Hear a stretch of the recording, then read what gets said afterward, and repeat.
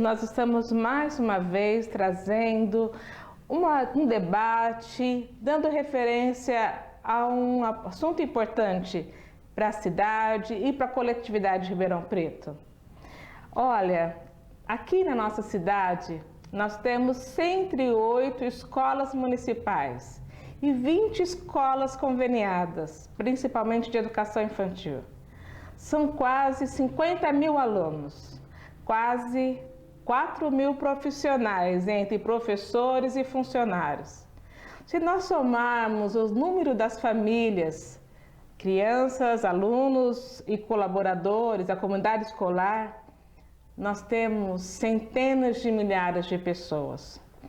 Por isso, a questão da retomada das aulas é o assunto mais importante que deve ser discutido. Nós já discutimos a retomada das atividades comerciais, mas com certeza a volta às aulas é a mais importante, principalmente a relevância, os estudos que estão sendo feitos e a complexidade que nós precisamos de discutir e debater. E para falar desse momento importante da pandemia, nós convidamos o professor Dr. Dalton de Souza Amorim.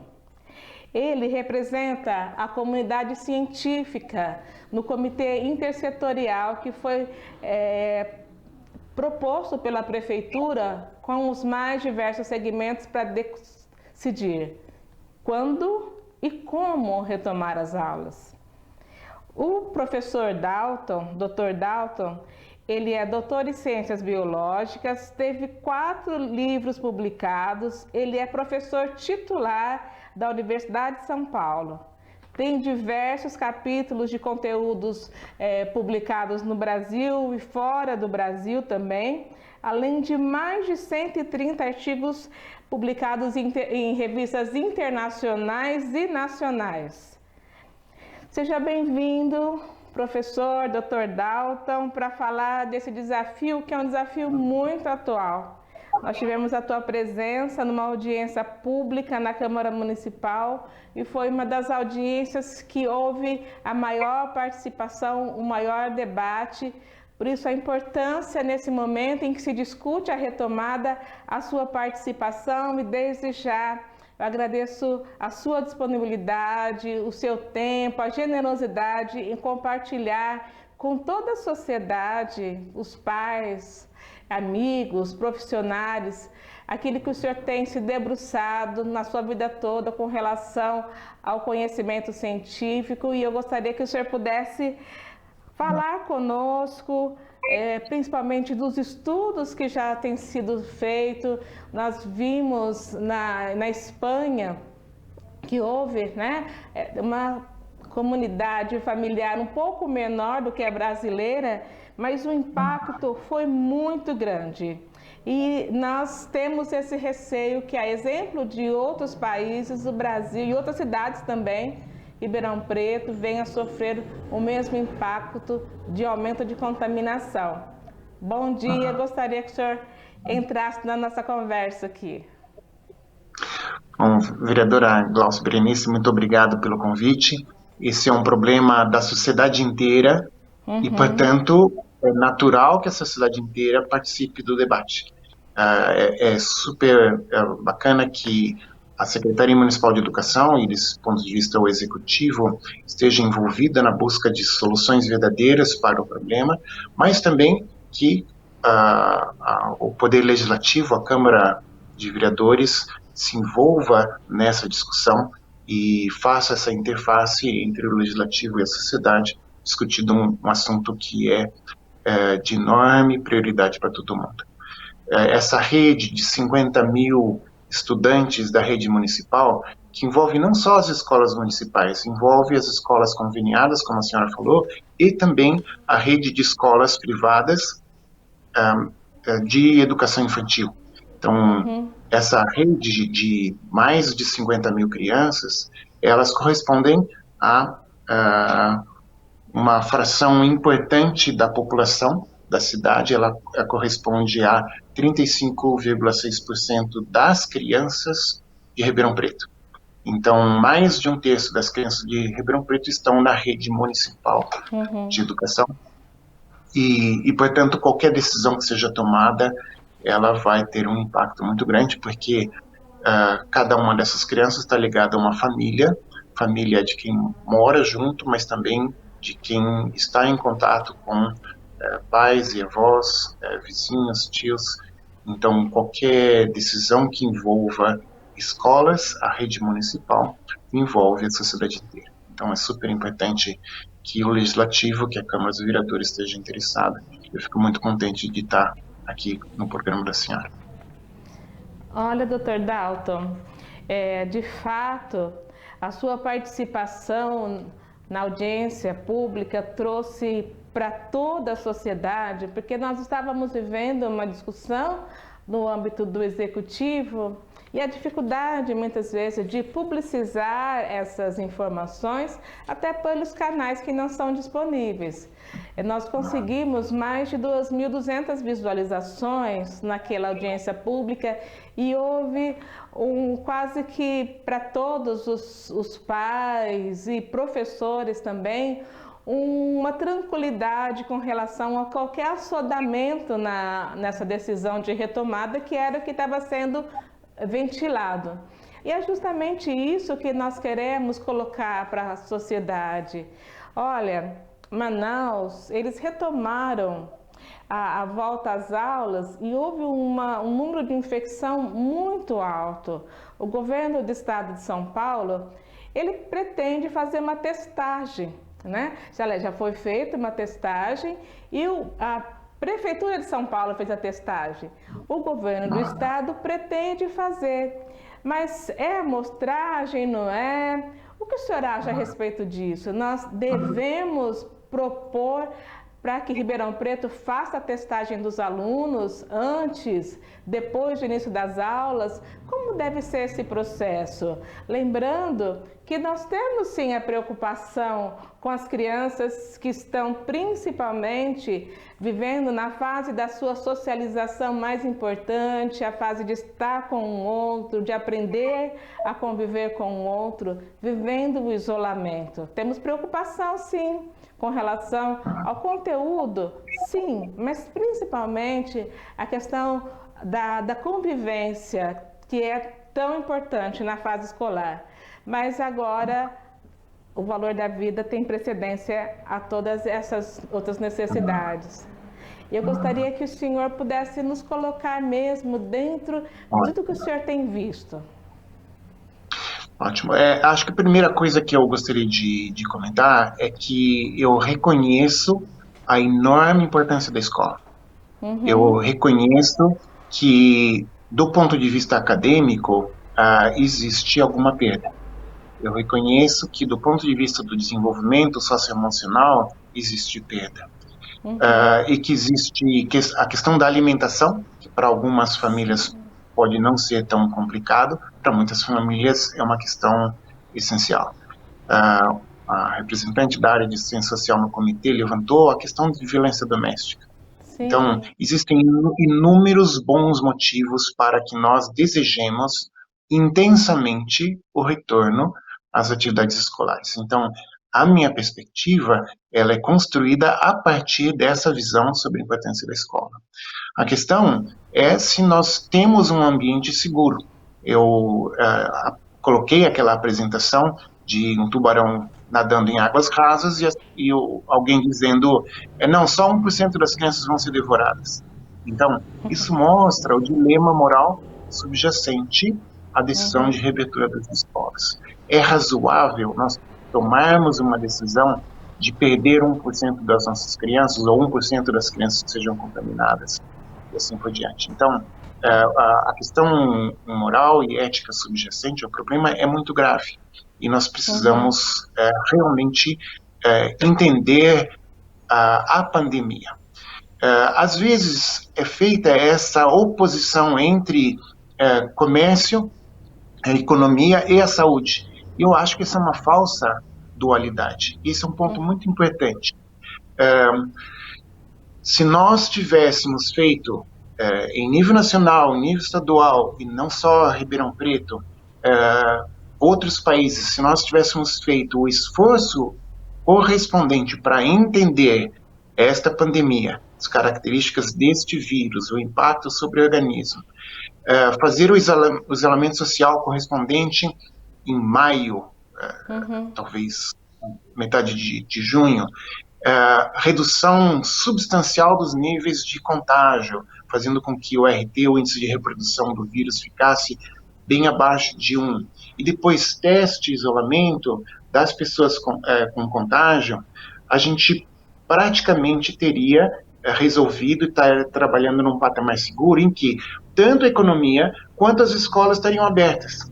Então, a gente, cada mês que passa em que a gente não consegue baixar o índice de reprodução do vírus, a gente fez com que o esforço de isolamento social, o sacrifício da economia no mês precedente tenha sido inútil. Então, o que aconteceu é que nós estamos num patamar alto, de risco, estável e que não se move porque as ações correspondentes de distanciamento social, elas não melhoraram. Ribeirão Preto tem um patamar de distanciamento social durante a semana em torno de 42%. Esse não é um patamar seguro. Esse não é um patamar que gera uma redução do RT abaixo de 1,0, a reprodução do vírus. Significa que a gente tem já estar perto da estabilidade num patamar alto. O índice de óbito de Ribeirão Preto, a média móvel de 7 dias, ela está estabilizada acima de 6,0 desde o começo de julho. 6 mortes por dia, em média, desde o começo de julho. Isso significa que nós entramos num patamar alto, complicado, e a gente não conseguiu diminuir. E, de fato, a gente tem tomado medidas de flexibilização que tornam o risco ainda maior. O número de novos casos por dia, por 100 mil habitantes, em Ribeirão Preto, está acima de 30 pelos dados oficiais. Então, isso significa que também, desde a primeira metade de julho, a gente está nesse patamar de 240, 250 novos casos por dia, pelos dados oficiais, e a gente não consegue baixar. Eu entendo que algumas coisas podem ser flexibilizadas se há um estrito controle das medidas de contenção. Máscara e distância permite que algumas áreas do comércio sejam abertas. Sim. Mas não adianta haver verificação com cuidado nos shoppings e o comércio da periferia não tem nenhum tipo de acompanhamento, porque as pessoas estão em contato, etc. Então, existe um problema de atraso de entrega de resultados que faz com que cada semana a gente tenha a impressão que essa semana está melhorando em relação à anterior. Mas isso é uma ilusão provocada pela demora de consolidação dos dados de óbitos e de casos, que é compreensível.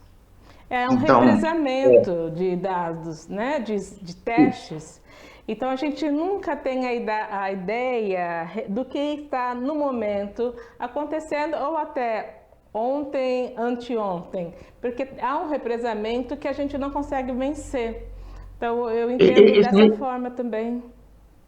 Exatamente. Esse represamento não é brutal, mas ele é suficiente para que a nossa confiança no significado dos dados dos últimos 10 dias precisa ser visto dentro de uma perspectiva histórica. Então, se a gente olha o que era anunciado 4 semanas atrás como melhora, não era. 3 semanas atrás, melhora, não era. Então, não adianta a gente achar que os dados desta semana correspondam a uma melhora em relação à semana passada, porque daqui 1 ou 2 semanas a gente vai ver que não é. Então, a gente precisa de muito cuidado na análise dos dados, e essa é uma das dificuldades da população. A gente deseja que os números baixem, mas, de novo, é oferecer uma falsa solução ou uma falsa expectativa para a população, em que a população vai até cansando de promessa e não melhora, não melhora, não melhora. Isso leva a um desgaste muito complicado. Então, do ponto de vista das escolas, existem alguns referenciais internacionais. E aí, Sim. eu me sinto muito incomodado com o Plano São Paulo. O Plano São Paulo, basicamente, está falando de óbito e está falando de disponibilidade de leito em De leito, hospital. sim. De fato, existe uma queda na letalidade. Isso é um Uhum. dado muito importante. Para quem fica doente, menos gente morre. Basicamente porque a ciência está aprendendo sobre os processos clínicos para tratar os pacientes mais graves. Assim que eles entram, mudaram os protocolos, a gente aprendeu ao longo do tempo e, Uhum. portanto, a letalidade é menor. A questão do uso de respiradores, de UTI, etc., é uma questão, não é mais garantia. Entrar numa UTI, ficar no respirador em coma induzido, não é a grande solução. Então, a letalidade está diminuindo. O número de leitos, Ribeirão Preto aumentou significativamente o número de leitos 3 vezes. Uma Uhum. no final de maio, uma antes de 5 de agosto e uma por demanda real de esgotamento do sistema hospitalar no meio aí de junho. Mas de 3 vezes a gente aumentou o número de leitos 2 vezes, que gerou um excedente de leitos que nos permitiu flexibilizar. Isso não é boa notícia. Ter mais leito para quem fica doente não é controle da pandemia. Então, o Plano São Sim. Paulo, ele não mede a pandemia. O Plano São Paulo mede a capacidade de dar resposta hospitalar à pandemia, mas não tem nenhum Essa. parâmetro de número de novos casos por dia. Muito É bem, por Ribeirão isso que a Preto está gente no patamar. percebe, né? É só um Isso, olhar com relação ao sistema de saúde, exatamente, né? Para não ter o colapso exatamente, no problema de saúde, no sistema de saúde. exatamente. E então, o patamar máximo internacional para a abertura de escolas é considerado menos de 10 casos novos por dia para cada 100 mil habitantes. Ribeirão Preto Uhum. está em 32, só com os números oficiais, número de testados, mas os assintomáticos em Ribeirão Preto não são testados. E Uhum. os assintomáticos leves são mandados para casa e se curam em casa, porque é uma virose. Se ela é grave, a pessoa se recupera em casa. Então a Uhum. pergunta é: para cada teste que dá positivo, quantos positivos não foram testados? Sim. E essa é uma pergunta muito importante. Uhum. Aparentemente, esse número em Ribeirão Preto seria 3 vezes. Alguém já falou 6 vezes, mas eu acho esse número muito alto.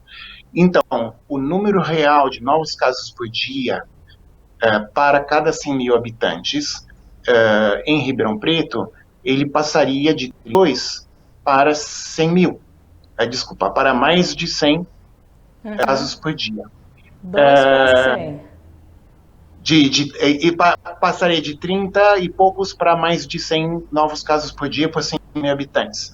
Ou Uhum. seja, esse corte de no máximo 10 novos está longe com Uhum. dados oficiais e está muito longe com os dados reais. Uhum. Porque para o tanto faz o que o governo estadual decide. Para o vírus, se tem oportunidade, ele contagia. Se os assintomáticos não estão contabilizados, para o vírus tanto faz. Então, os patamares de abertura estão longe de ser alcançados. E eu acho muito complicado que as escolas particulares façam a decisão de abrir nesse nível de contaminação social, de transmissão social. E é importante lembrar, só, desculpa cortar o senhor, que as Pode falar. Pode falar. crianças, elas são as pessoas mais assintomáticas. As Isso. crianças, elas têm uma carga viral maior e são assintomáticas, mais assintomáticas do que os adultos. Né? Então a gente Isso. tem a possibilidade sim de fazer circular de uma forma muito mais veloz, um alcance muito maior através das crianças. Esse é um estudo muito feito na cidade de São Paulo, que mostrou que 64% das crianças que testaram positivo eram assintomáticas. Então, a gente pode fazer uma de quantas crianças com as escolas fechadas e quantos adultos com as escolas fechadas estariam transmitindo. E se a gente abrisse neste momento escolas, qual é esse número de pessoas. Eu fiz essa conta ainda, mas é um número muito alto. Então, neste momento, a gente não tem nenhuma perspectiva de abrir escola. Em outubro, bom, vamos esperar mais algumas semanas, mas eu duvido que com o distanciamento social que a gente tem hoje, a gente vai abrir em outubro. Acho que seria, na minha visão, não é o único ponto de vista, mas na minha visão seria uma irresponsabilidade gigantesca se a gente não descer aos patamares abaixo de 10 casos real de casos e não só de número de testados, que também, se eu diminuir os testes, os testados vai ser menor ainda. Testes para a escola. Os protocolos internacionais de combate à pandemia, eles dizem claramente testar, rastrear casos positivos e isolar a comunidade de entorno. Esse é o único, isso é literal, estou traduzindo num documento do Harvard Institute of Health. É o único jeito de conter uma pandemia se a gente consegue rastrear através de teste. Então, o teste de swab nasal, ele é agressivo, isso foi levantado no comitê, eu gostei muito desse ponto levantado, e a gente fala se existem alternativas, e a resposta sim.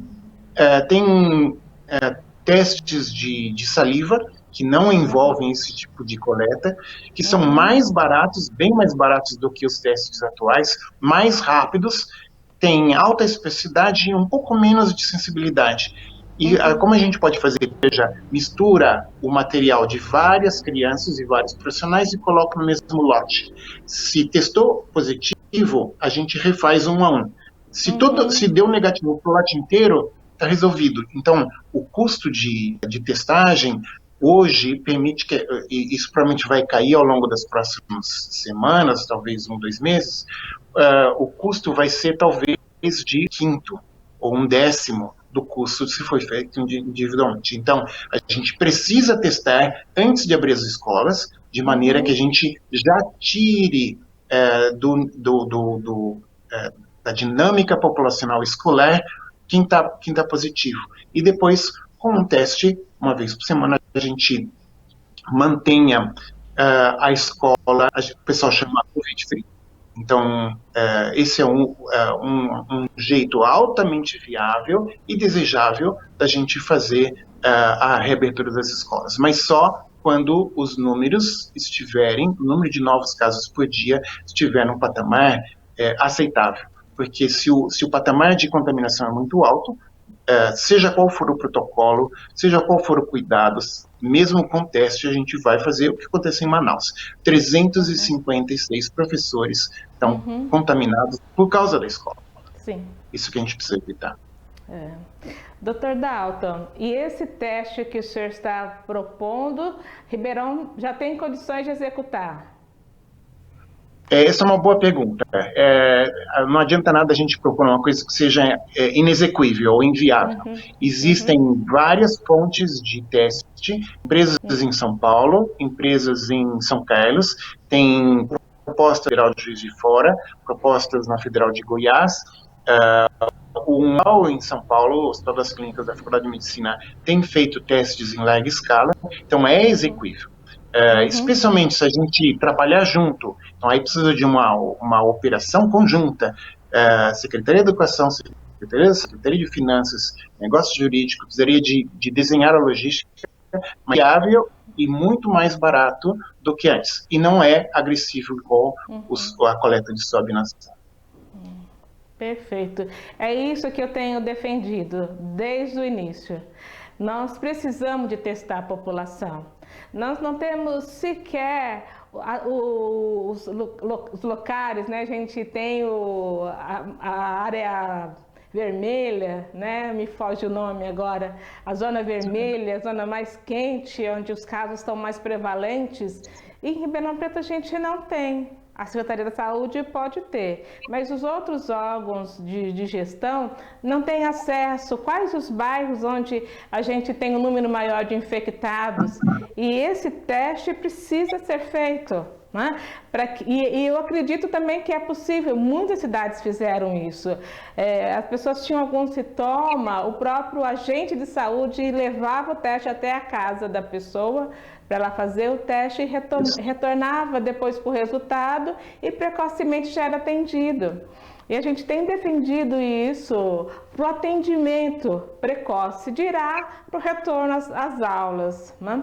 Então, doutor, eu, como presidente da Comissão de Educação, mais os 4 vereadores, nós apresentamos esse requerimento, nós estamos lutando para que todos esses apontamentos que o senhor tem feito sejam atendidos pela Prefeitura Municipal.